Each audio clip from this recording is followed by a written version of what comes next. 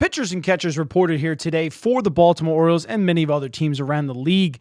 And there's plenty of optimism and there's plenty of skepticism to go around with how Mike Elias kind of built the staff. So we're kind of here tonight. I'm just going to go over, just going to be just a quick, you and I chatting for a couple of minutes here.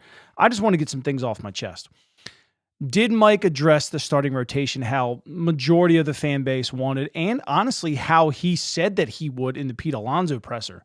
He did not. I think they put a lot of their eggs in the Ranger Suarez basket, and it didn't pan out. They had that same deal on the table for a few weeks. Ultimately, Boston matched it, and he went there. That just tells me he just didn't want to play here, which, you know what? If you don't want to be here, you don't want to be here. The whole Framber Valdez thing, I know a lot of people around this fan base really wanted him. It seems like the Orioles did not. Some things didn't go well with, the interviews and whatnot. I really don't think they were kind of sold on him, and I don't think they really cared about him even being an emergency plan. Like, they obviously showed that. They didn't make a very aggressive push for him. But again, Mike said he would get this top of the rotation frontline guy. Today, he kind of sells that as Shane Baz, with them saying that, presumably Craig Albernes said that Baz's ceiling is a Cy Young candidate. And while that may be true, I mean, you're talking about one of the top pitching prospects in all of baseball prior to his injury. The potential is there. I'll give them that. The potential's there. But look, today, there was a lot of upset fans at the way they talked and try to hype up this rotation and feeling good about their bullpen. A GM is not going to come out and kind of bash his own guys. He's not going to talk about the guys that he couldn't sign and wish that he could have signed. He has to focus on what he has right now, and you can't bash him. You got to speak highly of your guys. You got to give them confidence. You got to say that you trust them. You got to say that you feel good about the position you're in. We know that you're still trying to make the team better, right? And I wish some fans would kind of understand that. He is going to try. It's very hard to acquire pitching in today's game. Everybody needs it, and injuries are through the freaking roof. We saw today. Toronto had three starters, 2 starting pitchers, and Anthony Santander out for the season. Detroit Tigers, they already had Jackson Jobe on the shelf for 3/4 of the season this year, and then they lose Reese Olson for the entire season.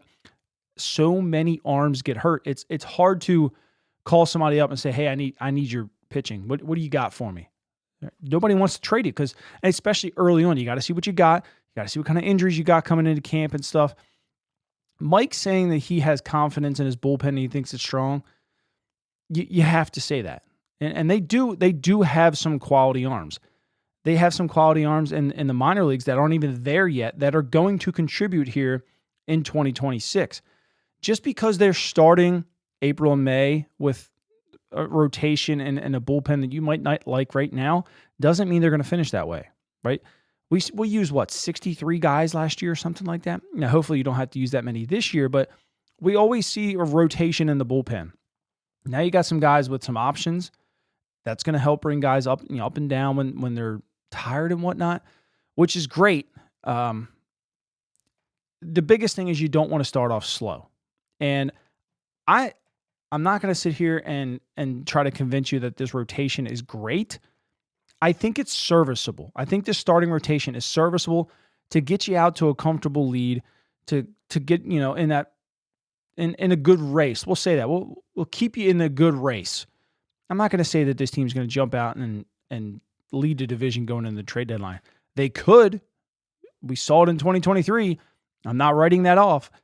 I'm just saying that what they have right now is good enough to get to the trade deadline in a position to make that leap, in that position to go after it. There's nothing here telling you that they're not. I understand some people think there's inning limits. There's no innings limits with these guys. There's just not. Jacob deGrom, Jesus Luzardo, Sandy Alcantara. Plenty of guys have come back and missed. And what did they do? 170 innings, 180 innings, 165 innings. Shane Baz was 166 coming back from his injury. And these guys missed and really didn't pitch the previous season. You got Kyle Bradish came in and threw 30-some innings. Tyler Wells threw 25. These guys are not on a pitch limit. They're not on an innings limit, in my opinion. They're ready to go out there at 170, 180 innings. There's nothing holding them back. You're talking almost 24 months post-surgery. Why would we limit them? No one in this staff should be limited. Zach Eflin, maybe a week or two. I expect him to throw 160 to 170 innings after that. That's just me. But, Shane Baz, we're talking 3 years post-surgery. There's no innings limits there. Trevor Rogers, I don't think he has any kind of limits. Nothing to worry about. Like, this team should be ready to roll. Nothing to worry about. So, I don't know about you guys. I'm a little bit more optimistic. I think this team's a very good team with plenty of room to grow. And I understand your frustrations. We wanted that top of the rotation guy. Completely get it. I do. I wanted him myself. I really did. I thought the trade market was much better than anything in the free agent market. But again, it's very hard to acquire people. Would Framber have been nice? He would have helped. Would I say he'd been nice? Probably not. He would have helped. Ranger was the guy. But again, like, there was concerns about his longevity, his arm, his velocity. There was concerns about all these guys. Trade market, different story, right? Was I willing to give up Trey Gibson and Dylan Beavers? I don't think so. I really don't think so. Not for Mackenzie Gore. Maybe for Freddie Peralta if I could have got an extension, but like, the Mets gave up a ton for that.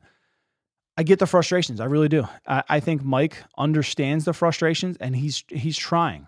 Now, yes, they have multiple guys at multiple positions at infield, outfield. They probably don't have room to play.